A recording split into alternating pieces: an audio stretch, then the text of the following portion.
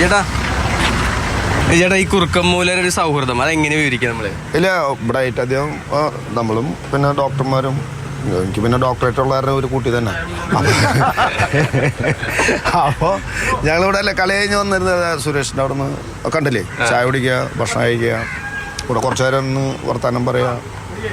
സൗഹൃദമാണ് life long മുന്നോട്ട് പോവുള്ളൂ. സന്തോഷത്തിലേക്ക് ഇരുന്നാലാണ് നമ്മൾ കുറച്ചുകൂടും അഡ്വാൻസ് ആയിട്ട് പോവുള്ളൂ.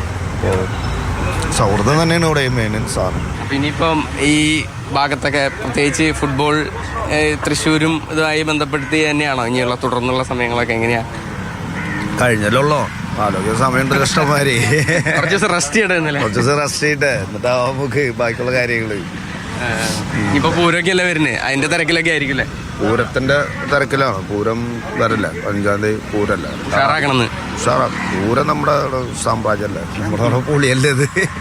ഇവിടെ ആകെപ്പാടുള്ളൊരു സാധനമാണത്. അതെന്തായാലും കുളിക്കും എന്തായാലും. ISL ഒക്കെ വളരെയധികം സജീവമായിട്ട് നിൽക്കുന്ന സമയമാണ്. അപ്പോൾ നമ്മുടെ കുട്ടികൾ എത്രത്തോളം അവരുടെ ഒരു ഉയർച്ച ഉണ്ട് ശരിക്കും ഫുട്ബോളിൽ? ഇല്ല, ഇപ്പോൾ നല്ല ടൈമല്ല. കാരണം നല്ല പൈസയാണ്, ഫെയിമാണ്. അപ്പോൾ തീർച്ചയായിട്ടും നല്ല ഒരു ഇതായിരിക്കും.